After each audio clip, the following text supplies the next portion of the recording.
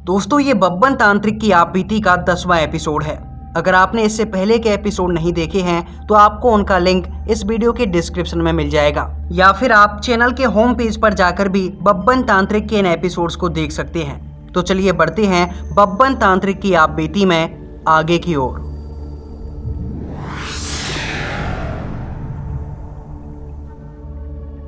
दोस्तों बब्बन तांत्रिक ने पाताल में जाकर खत्म कर दिया था डेडमैन को, और अब बब्बन तांत्रिक पहुंच चुका था तांत्रिक गुरु के पास। इसके बाद बब्बन तांत्रिक ने तांत्रिक गुरु से कहा कि मैंने डेडमैन को आजाद करवा दिया है और अब डेडमैन पृथ्वी लोक पर पहुंच चुका है। इसके बाद तांत्रिक गुरु ने बब्बन तांत्रिक से कहा कि अब बारी है पुजारी जी के शरीर को ढूंढने की, और इसके लिए हमें डेडमैन को यहाँ बुलाना होगा। इसके बाद बब्बन तांत्रिक ने अपनी सेविका शक्ति से डेडमैन को वहां पर लाने के लिए कहा, और बब्बन तांत्रिक की वो सेविका शक्ति डेडमैन को उस शमशान घाट में ले आई। और डेडमैन के वहां आते ही तांत्रिक गुरु ने पुजारी जी की आत्मा को भी बुला लिया। इसके बाद तांत्रिक गुरु ने पुजारी जी की आत्मा से कहा कि तुम डेडमैन से पूछो कि आखिर तुम्हारा शरीर कहाँ पर रखा हुआ है। इसके बाद पुजारी जी की आत्मा डेडमैन से पूछ रही कि आखिर तुमने मेरा शरीर कहाँ रखा था। तब डेडमैन कोई जवाब नहीं दे रहा और वो डेडमैन इधर उधर कुछ देखे जा रहा। तब बब्बन तांत्रिक ने पुजारी जी की आत्मा से कहा, अरे पुजारी जी तुमको पता नहीं क्या, डेडमैन बचपन से गूंगा है, बेचारा बोल नहीं सकता। और इसके बाद पुजारी जी ने बब्बन तांत्रिक से कहा, अरे हाँ यार, वो क्या है ना साला, मरे हुए बहुत दिन हो गए, दिमाग से ही निकल गया था कि डेडमैन बोल नहीं सकता। और वहां पर बैठे बैठे तांत्रिक गुरु इन तीनों को देखे जा रहे। इसके बाद तांत्रिक गुरु ने बब्बन तांत्रिक से कहा, अरे जब बोल नहीं सकता तो लिखकर तो बता सकता है, कुछ लिखने के लिए दे दो उसे। और अब बब्बन तांत्रिक लिखने के लिए कुछ कागज पेन देख रहा, लेकिन इधर उधर देखने के बाद उसे कागज पेन कहीं दिख नहीं रहे। इसके बाद बब्बन तांत्रिक को लगा, अरे यार शमशान घाट है, साला यहाँ पे कागज पेन कहाँ से आएंगे। और इसके बाद बब्बन तांत्रिक गया एक जलती हुई चिता के पास, और वहां से उसने एक लकड़ी को निकाल लिया जो कि जल रही थी। इसके बाद उसने उस लकड़ी को मिट्टी में दे मारा ताकि उसकी आग बुझ जाए। और फिर बब्बन तांत्रिक उस लकड़ी को लेकर आ रहा। तांत्रिक गुरु ने जब बब्बन तांत्रिक के हाथों में वो लकड़ी देखी तो तांत्रिक गुरु फिर से डर गए। उनको लगा कि शायद बब्बन तांत्रिक इस लकड़ी से उन्हें फिर से मारेगा। उन्होंने गलत ही बब्बन तांत्रिक को कुछ लिखने के लिए ढूंढने को कह दिया। इसके बाद बब्बन तांत्रिक उस लकड़ी को लेकर डेडमैन के पास गया, और डेडमैन के पास जाकर बब्बन तांत्रिक ने उसको बताया कि लकड़ी के आगे जो काला सा कोयला लगा हुआ है, उससे तुम ये लिख दो कि आखिर पुजारी जी का वो मृत शरीर कहाँ पर है। और इसके बाद डेडमैन उस लकड़ी को अपने हाथ में लिए इधर उधर घूम रहा। दरअसल उसे लिखने के लिए कोई जगह नहीं मिल रही थी। इसके बाद बब्बन तांत्रिक डेडमैन के पास गया और उससे बोला, अरे कहीं लिख दो ना यार, क्यों मूड खराब कर रहे हो, जल्दी से बता दो कि पुजारी जी का शरीर कहाँ पे है। और तब वो डेडमैन इशारों में बब्बन तांत्रिक को समझा रहा कि उसे लिखने के लिए कोई जगह नहीं मिल रही है। इसके बाद बब्बन तांत्रिक ने डेडमैन से कहा, अबे भाई क्यों मूड खराब कर रहा है, ये साला खोपड़ी चकाचक तो करवा रखी है, इस पे ही लिख दे। और तब डेडमैन ने बब्बन तांत्रिक की खोपड़ी पर लिखे थे वो शब्द जिनमें पता था कि आखिर पुजारी जी का शरीर कहाँ पर रखा हुआ है। और अपनी खोपड़ी पर एड्रेस लिखवाने के बाद बब्बन तांत्रिक पहुंचा था तांत्रिक गुरु के पास, और उसने तांत्रिक गुरु से कहा, गुरुदेव पता चल गया कि आखिर कहाँ पर है पुजारी जी का वो शरीर। और इसके बाद तांत्रिक गुरु बब्बन तांत्रिक से कहने लगे, पता चल गया? कैसे पता चल गया? तेरे माथे पर लिखा है कि साले पता? और फिर बब्बन तांत्रिक अपने चेहरे पर एक अजीब सी मायूसी लेकर तांत्रिक गुरु से कह रहा, माथे पे नहीं पर खोपड़ी पे लिखा है। और इसके बाद बब्बन तांत्रिक ने अपना सर नीचे तांत्रिक गुरु की ओर झुकाया, और तब तांत्रिक गुरु ने पढ़ा था उस जगह के बारे में जहां पर छिपाया गया था पुजारी जी का शरीर। हिमालय की वो दुर्गम चोटियां जिनके बीचों बीच स्थित है वो रहस्यमय गुफा, जिसके अंदर लाखों वर्षों से हजारों पुण्य आत्माएं तपस्या कर रही हैं, और उन्हीं पुण्य आत्माओं के बीचों बीच रखा है पुजारी जी का वो शरीर। और उस शरीर को उस खास जगह पर इसलिए रखा गया है ताकि उन पुण्य आत्माओं के प्रभाव की वजह से वो शरीर सही सलामत रह सके। और उसी शरीर के साथ रखी हैं पुजारी जी की घंटी और पुजारी जी की वो महान तलवार। जब तांत्रिक गुरु ने बब्बन तांत्रिक को ये पढ़कर सुनाया तो बब्बन तांत्रिक काफी खुश हुआ और तांत्रिक गुरु से कहने लगा कि ये तो मैं अभी लेकर आ जाऊंगा। हिमालय में जाना कौन सी बड़ी बात है। मेरे पास जिन्न है और मेरे पास मेरी सेविका शक्ति है। इनकी मदद से मैं कुछ ही समय में हिमालय पहुंच जाऊंगा और वहां जाकर तुरंत पुजारी जी का शरीर लेकर आ जाऊंगा। और तब पुजारी जी की आत्मा ने बब्बन तांत्रिक से कहा, नहीं बब्बन, तुम इस तरह से हिमालय नहीं जा सकते और मेरा शरीर लेकर नहीं आ सकते, क्योंकि तुम्हारा ये जिन्न और तुम्हारी ये सेविका शक्ति हिमालय की उस पवित्र गुफा में नहीं जा सकती, क्योंकि वो एक पवित्र जगह है और ये नकारात्मक शक्तियाँ हैं। इनका प्रभाव वहाँ शून्य हो जाएगा और अगर ये जबरदस्ती उस गुफा में घुसने की कोशिश करेंगे तो ये जलकर राख हो जाएंगे। इसके बाद बब्बन तांत्रिक ने पुजारी जी की आत्मा से कहा, बब्बन तांत्रिक नाम है मेरा। तो क्या हुआ अगर ये शक्तियाँ हिमालय की उस पवित्र गुफा में नहीं जा सकती? बब्बन तांत्रिक तो जा सकता है। बब्बन तांत्रिक उस गुफा के अंदर जाएगा और वहां से लेकर आएगा आपकी वो तलवार और आपका वो मृत शरीर। इसके बाद बब्बन तांत्रिक गुरु को प्रणाम करके वहां से निकल चुका था हिमालय की तरफ। दरअसल उसकी सेविका शक्ति और उस जिन्न ने बब्बन तांत्रिक को हिमालय तक तो पहुंचा दिया था, लेकिन बब्बन तांत्रिक को यहाँ से आगे का सफर खुद ही तय करना था। और इसके बाद बब्बन तांत्रिक हिमालय की उन चोटियों की तरफ बढ़ रहा जहाँ पर वो रहस्यमयी गुफा थी। और जब बब्बन तांत्रिक नंगे पैर हिमालय पर चल रहा तो बब्बन मन ही मन पुजारी जी को गाली दे रहा। बब्बन कह रहा, ये साले पुजारी ने मुझे कहाँ पे फंसा दिया।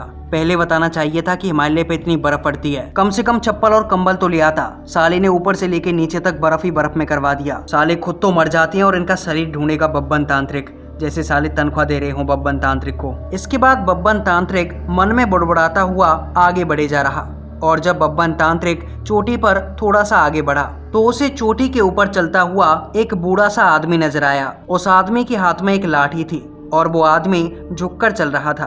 उस आदमी ने अपने शरीर के ऊपर काफी सारे गर्म कपड़े पहने हुए थे। बब्बन तांत्रिक उस आदमी को देखकर तेजी से उसके पास भागा और उसके पास जाकर बोला, प्रणाम बाबा, मैं बब्बन तांत्रिक हूँ और मैं हिमालय पर एक खास काम के लिए आया हूँ, लेकिन आते समय मुझसे एक छोटी सी गलती हो गई। दरअसल जब मैं आ रहा था तो पैरों में चप्पल पहनना और सर पर कंबल ढकना भूल गया। क्या आप अपने कुछ कंबल मुझे दे सकते हैं? आपने काफ़ी सारे गरम कंबल ओढ़ रखे हैं, एक कंबल मुझे दे दीजिए, मैं आपका जीवन भर ऋणी रहूंगा। दरअसल बब्बन तांत्रिक को उस बूढ़े आदमी से गर्म कपड़े चाहिए थे और इसलिए बब्बन तांत्रिक उसे मस्का लगा रहा था। और बब्बन की बातें सुनने के बाद वो बूढ़ा आदमी बब्बन से बोला, बेटा, ऊपर ही मेरा घर है, वहाँ पर आ जाओ, वहाँ काफ़ी सारे गर्म कपड़े रखे हुए हैं। चलो मेरे साथ चलो बेटा, मैं तुम्हें काफ़ी सारे गर्म कपड़े देता हूँ। और इसके बाद बब्बन तांत्रिक उस बूढ़े आदमी के पीछे पीछे चल दिया। थोड़ी देर चलने के बाद बब्बन तांत्रिक को एक छोटी सी कुटिया नजर आई और बब्बन तांत्रिक उस बूढ़े आदमी के पीछे पीछे उस कुटिया के अंदर प्रवेश कर गया। लेकिन वहां जाने के बाद बब्बन तांत्रिक ने देखा कि उस कुटिया के बीचों बीच एक दुबला पतला सा लेकिन काफी डरावना आदमी बैठा हुआ था और उसने अपना चेहरा अपने कंधों के बीचों बीच छुपाया हुआ था। जब वो बूढ़ा आदमी कुटिया के अंदर पहुंचा तो उसने उस दुबले पतले आदमी से कहा, ये लीजिए महाराज, आपका गरम खाना आ चुका है। और इसके बाद उस दुबले पतले आदमी ने अपना चेहरा बब्बन की ओर किया।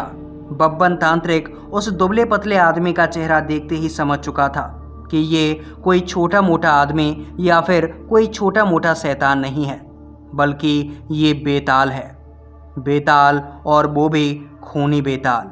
और बब्बन तांत्रिक अच्छे से जानता था ऐसे बेतालों के बारे में। दरअसल जो साधारण बेताल होते हैं वो इंसानों को ज़्यादा हानि नहीं पहुंचाते, वो सुनसान इलाकों में रहते हैं। लेकिन अगर कोई इंसान उनसे पंगा ले या फिर उनके सामने आ जाए तो वे उस इंसान के कंधों पर आकर बैठ जाते हैं और उससे कुछ सवाल पूछते हैं। लेकिन अगर वो इंसान उनके सवालों का जवाब दे दे तो उसकी जान बच जाती है, पर अगर सवालों का सही जवाब ना दे पाए तो उसकी मौत पक्की हो जाती है। लेकिन बब्बन इस बेताल को देखते ही समझ गया था कि ये बेताल सवाल पूछने वाला बेताल नहीं है, बल्कि ये डायरेक्ट सवाल का उत्तर देने वाला बेताल है। और ये बेताल सवाल जवाब नहीं करता, बल्कि सीधा इंसान को खत्म कर देता है। इसके बाद बब्बन तांत्रिक को देखते हुए उस खूनी बेताल ने एक अजीब सी मुस्कुराहट दी और उस बूढ़े आदमी से बोला, अरे वाह, अब की बार तो बहुत तंदुरुस्त माल लाया है तेल लगा के। इसको खाने में तो बहुत मज़ा आएगा। ऐसा खाना खाए बहुत टाइम हो गया तेल लगा के। बब्बन तांत्रिक उस बेताल की बातें सुने जा रहा और वो बेताल बब्बन तांत्रिक की ओर देखे जा रहा। बब्बन तांत्रिक की टांगें कांप रही थी, ये सोचकर कि उसकी मौत आज निश्चित है, क्योंकि उस बेताल के ऊपर उसके मंत्र तंत्रों का कोई फर्क नहीं पड़ने वाला, क्योंकि बेताल काफ़ी शक्तिशाली होते हैं। इसके बाद उस बेताल ने बब्बन तांत्रिक से कहा, अरे वाह, देखने में तो अति स्वादिष्ट लगते हो और तुम्हारे तो सर पे बाल भी नहीं हैं। खाने में बहुत मज़ा आएगा, बाल भी निकालने नहीं पड़ेंगे तेल लगा के। और इसके बाद वो बेताल खड़ा होकर बब्बन तांत्रिक की तरफ बढ़ने लगा। बब्बन तांत्रिक जान बचाने के लिए वहाँ से भागना चाहता था, लेकिन उसने पीछे से बब्बन तांत्रिक की गर्दन को पकड़ लिया और उस बेताल ने जैसे ही बब्बन की गर्दन को पकड़ा तो बब्बन तांत्रिक डर के मारे कांपे जा रहा। इसके बाद वो खूनी बेताल भी ये समझ चुका था कि ये इंसान उससे कुछ ज़्यादा ही डर रहा है, ये चाहकर भी यहाँ से नहीं भाग सकता।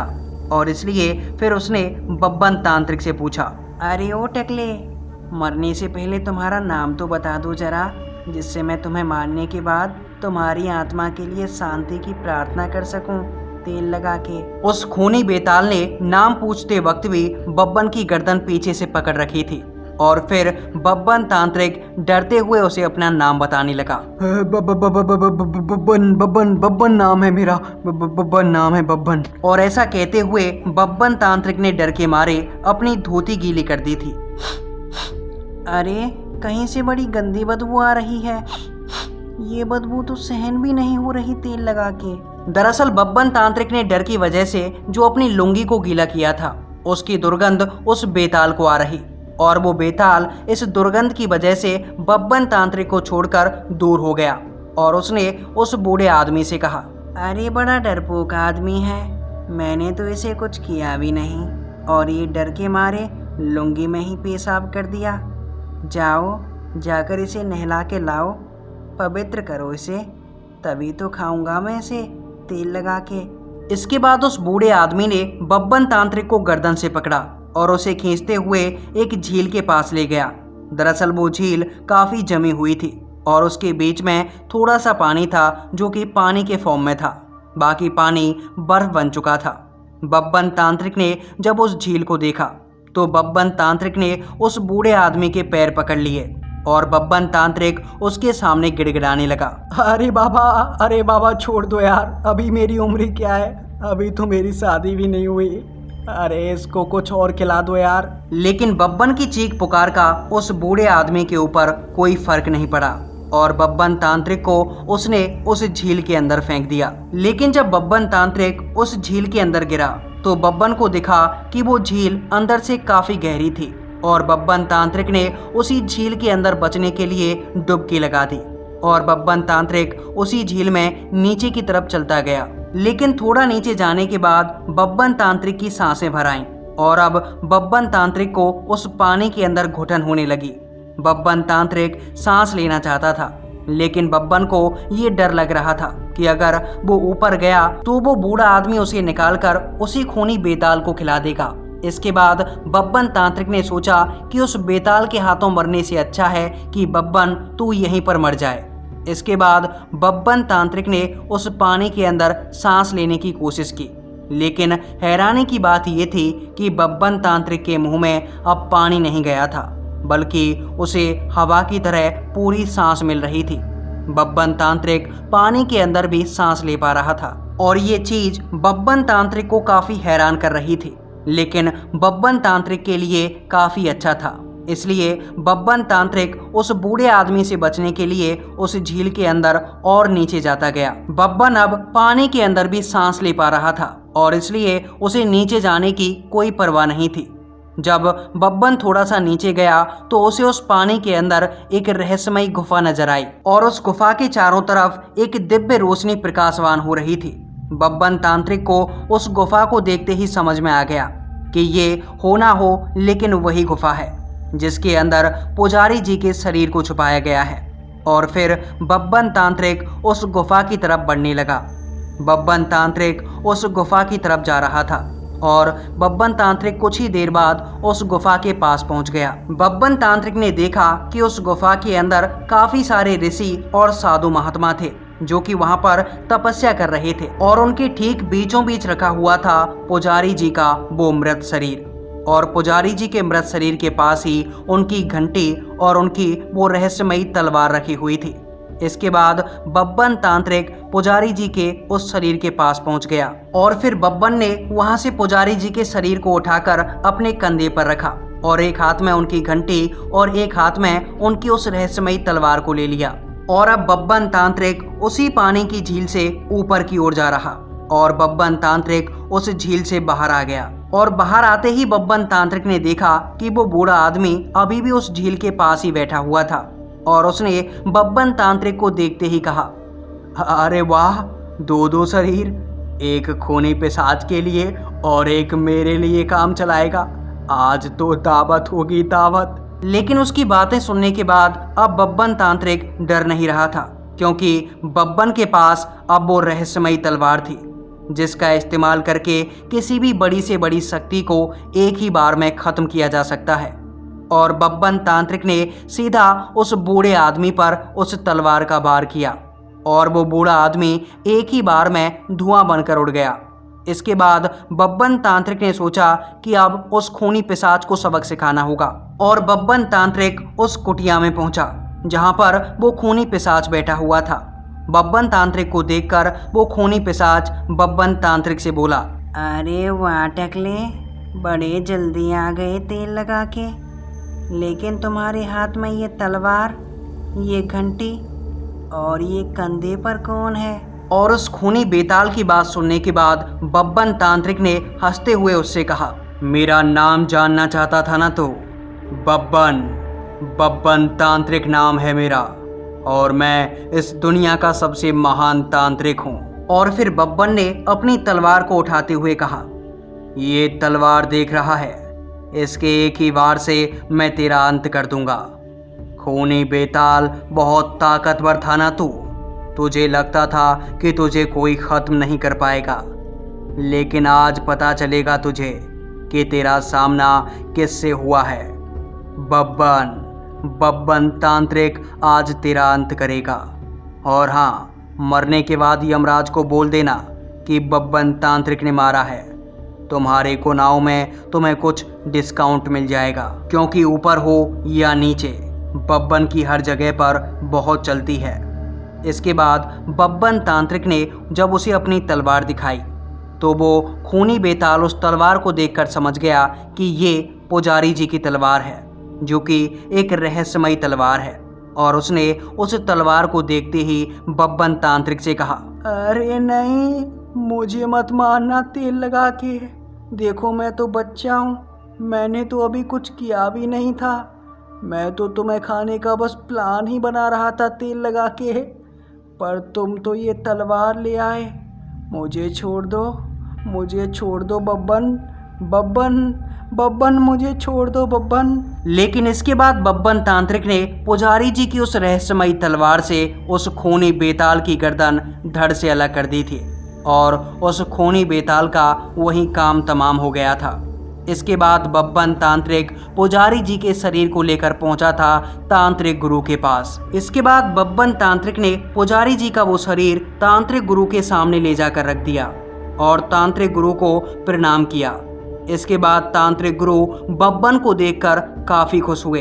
वाह बब्बन वाह, ले आया तू पुजारी जी का शरीर। अब मुझे भरोसा हो गया है कि तू बड़ा होकर एक बहुत बड़ा तांत्रिक बनेगा। और इसके बाद तांत्रिक गुरु ने मुंजा की उन 7 चोटियों का इस्तेमाल किया था पुजारी जी की आत्मा को उनके शरीर में प्रवेश करवाने के लिए। और कुछ समय के बाद ही पुजारी जी की आत्मा पुजारी जी के शरीर के अंदर प्रवेश कर गई थी। और पुजारी जी फिर से जीवित हो उठे। इसके बाद जब पुजारी जी जीवित हुए तो उन्होंने अपनी उस घंटी और अपनी उस तलवार को उठाया और पुजारी जी ने बब्बन तांत्रिक से पूछा, बब्बन, तुम्हें इस शरीर को लाने में किसी समस्या का सामना तो नहीं करना पड़ा? और इसके बाद बब्बन तांत्रिक हंसकर कहने लगा, अरे नहीं, कोई समस्या नहीं हुई। हाँ, एक छोटा मोटा बेताल मिला था रास्ते में, कहते हैं कि खूनी बेताल था, लेकिन जब मैंने उसे अपना नाम बताया, मैंने उससे कहा कि मैं बब्बन तांत्रिक हूँ, द महान बब्बन तांत्रिक, तो मेरा नाम सुनते ही मेरे चरणों में आ गिरा और मुझसे कहने लगा कि महाराज कृपया करके मुझे छोड़ देना, मैं यहाँ पर छोटे मोटे पक्षियों को मारकर अपना जीवन यापन करता हूँ। और इसके बाद जब मैंने उससे कहा कि मेरे थोड़े से चरण दबा दो, ये ठंड की वजह से थोड़े से सिकुड़ रहे हैं, तो उसने पूरी रात गर्म तेल लगा के मेरे पैरों की मालिश की थी। और फिर मैं उसकी मेहनत से कुछ ज़्यादा ही खुश हो गया। इमोशन ही कुछ ऐसा है बब्बन का, इसलिए मैंने उसको काफ़ी सारा तेल दे दिया और मैं उसे तेल देकर वहाँ से आ गया। मैंने उससे कहा कि बेटा तेल लगाते रहना, टाइम टाइम पर तेल लगाते रहना। बब्बन की इन बातों को सुनने के बाद पुजारी जी, डेडमैन और तांत्रिक गुरु तीनों काफ़ी जोर से हंस पड़े, क्योंकि उनको पता था कि आखिर बब्बन के साथ हुआ क्या था, खूनी बेताल ने बब्बन का क्या हाल किया था। और अगर यहाँ तक आपने एपिसोड देखा है तो ये तो आपको भी पता ही होगा कि बब्बन ने कैसे उस खूनी बेताल से अपने पैरों में तेल लगवाया था। दोस्तों, आज के इस एपिसोड के अंदर बस इतना ही। वैसे क्या लगता है आपको, डेडमैन और पुजारी जी को आखिर क्यों जिंदा किया गया था? क्या बब्बन की कहानी यहीं पर ख़त्म हो गई, या फिर अभी तो ये शुरुआत है बब्बन द महान तांत्रिक की अनटोल्ड स्टोरी की? आने वाले हैं बब्बन तांत्रिक के ऐसे ऐसे खौफनाक और डरावने एपिसोड जिनको सुनने के बाद आप भी बब्बन बब्बन करेंगे। तो आप कमेंट सेक्शन में बब्बन तांत्रिक की जय जरूर लिखना और बताना कि आखिर बब्बन तांत्रिक के टकले पर बाल लाने के लिए मुझे कौन सा तेल ऑर्डर करना चाहिए, क्योंकि अब बारी है बब्बन तांत्रिक के टकले पर बाल उगाने की, ताकि बब्बन बन सके एक महान और एक हैंडसम तांत्रिक। तो चलिए आज की इस कहानी में बस इतना ही।